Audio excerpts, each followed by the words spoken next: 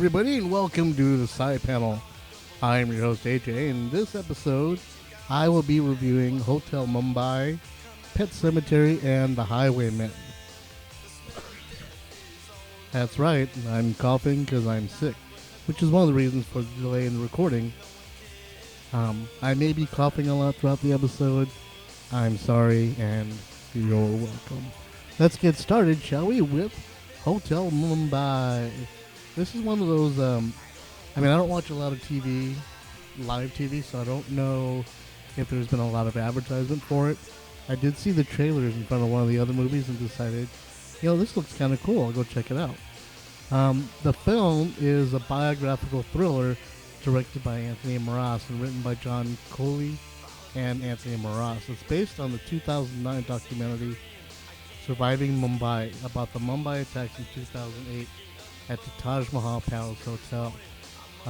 In 2008, a group of young men, under the orders of a religious zealot and jihadist, decided to take the streets of Mumbai and just start killing people.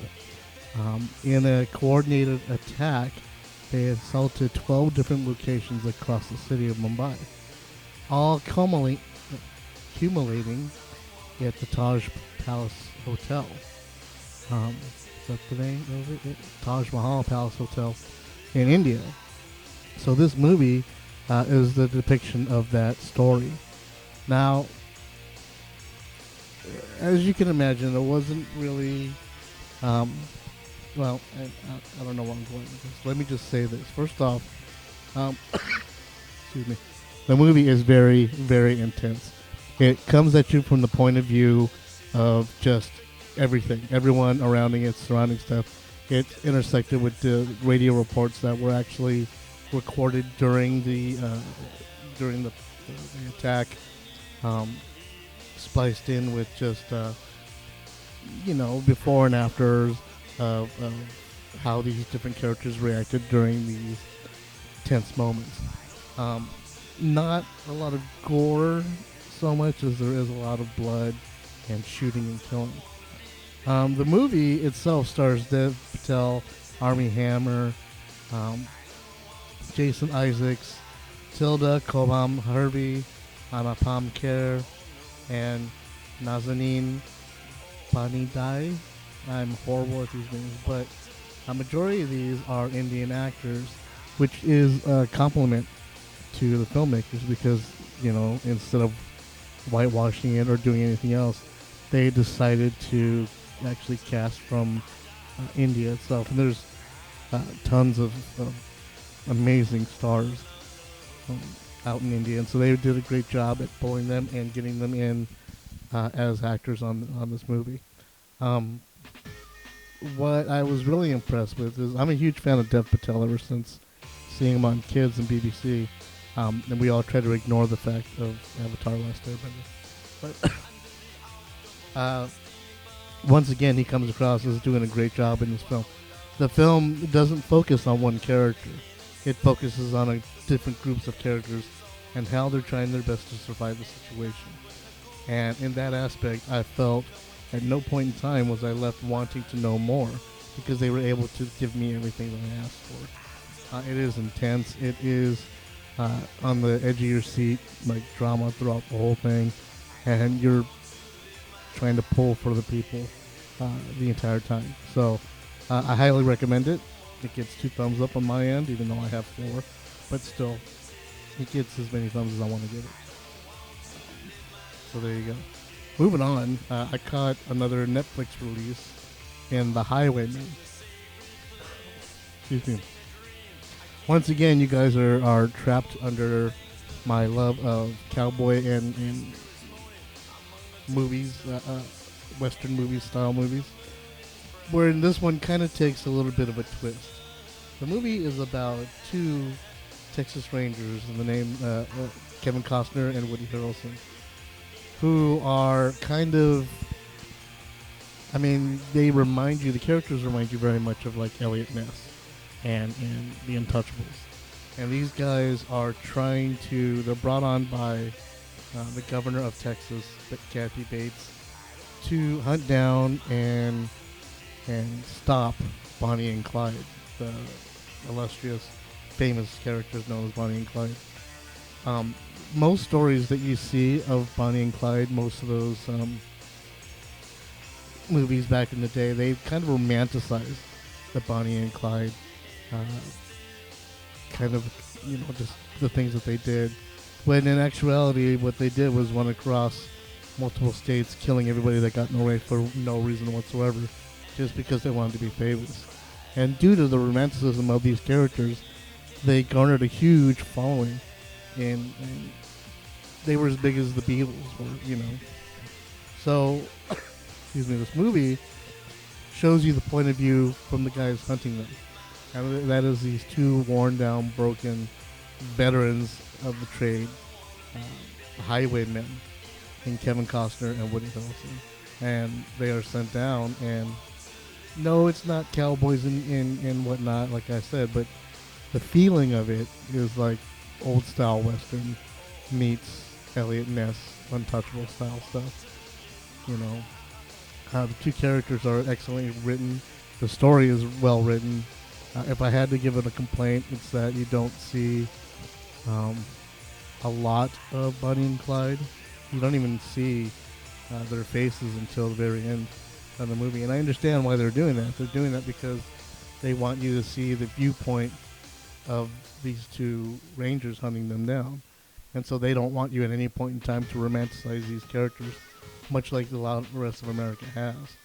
And so with that aspect, I really appreciate it. But, I would have liked to have seen who we were hunting. Just a little affirmation on that. Other than that, I have nothing but great things to say about this movie. If you get a chance, it's on Netflix. Just pick it up and give it a watch. It stars Kevin Costner, Woody Harrelson, Kathy Bates, Kim Dickens, William Sadler, and a whole bunch of just other really great actors and actresses. That's pretty much all I can say without giving too much away. It's on Netflix. Watch it. You'll thank me later. And finally, the last movie I'll be reviewing is Pet Sematary. Let me just start this off by saying I read the book, was a fan of the book. I love the original movie. I named my son Gage, and somehow, some way, we ended up living in an apartment complex where the actor, Miko Hughes, that played Gage in the original film, his sister lived in that complex. So he often came over and was a few years older than my son, but they were still able to play together and hang out together, which we all thought was funny because, my son's name's Gage, and here's the kid that played Gage, and I want to play with you. That very famous line. Yeah, I'm a sick individual, but you knew that before you hit play. So having said that, I went into seeing this film with not a lot of high hopes. In fact, I would say I was fairly jaded walking into the movie once I saw the trailer where it showed how they changed the movie and changed the story.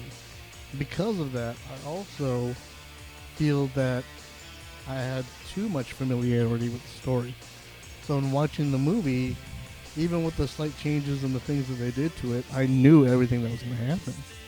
And so I wasn't taken surprised by it. I wasn't scared by anything. There were no jump scares for me, even though I know there were a few for everybody else. And so the magic for me was kind of lost.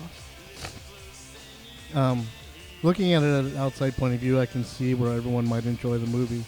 It's about a father who loses his child and goes through whatever it takes to reunite his family with that child. I'm not going to go into it if you're unfamiliar with the story, but I'm sure most of you are. The thing about this movie that I will say that did attract me was the house that they lived in. I thought the house was awesome, and the location of the house was great. The problem I had, aside from being too familiar with it, was the sets. When you're at night and you're in the Pet Sematary and up in the mountains and crawling around and doing all this stuff at night, it's obvious that they're on a movie set. like they're on the sound stage somewhere on Paramount Studios or something. And because of that, that also helped in removing some of the magic from it. A lot of reviewers are saying that this is better than the original. I think they're stupid. But that is something for you to, make up your own mind about. I will say that this was not as good as the remake of It. Last year's It came out and it was awesome. While the original was good, it blew the original away. And this is in no way, shape, or form anywhere close to that, even though they were kind of hoping for it.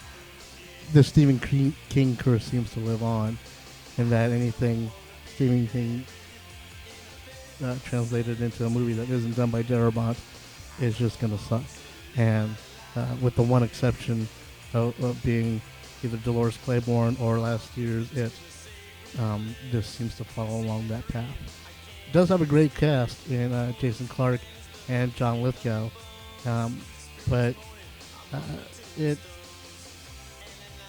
the wife, played by Amy Seimetz, can't say her last name, seemed to have one expression in the film, and that's the only expression she was left with, and decided to go with that. So it's unfortunate for that. But again, I am kind of jaded on that aspect. So I would advise that you guys would check it out for yourself and formulate your own opinion. And if your opinion in any way, shape, or form is different than mine on any of the films that I've ever reviewed or reviewed in this episode, please shoot me an email, forbiddenpanel@gmail.com. Ask me any questions. I will read them on the air. Bring up any debates, and we can discuss that here on the show. So yeah, there you have it, guys. Those are the 3 movies I saw this week. This weekend coming up, I will be catching Hellboy, which I know we're all excited about. And I might go see Missing Link. I don't know. The more I see about that, the more I'm drawn to it. And I might even sneak a little Curse of La Llorona in there. Who knows? I make no promises. But it's all leading up to Avengers Endgame at the end of the month. So you can expect one more episode before that.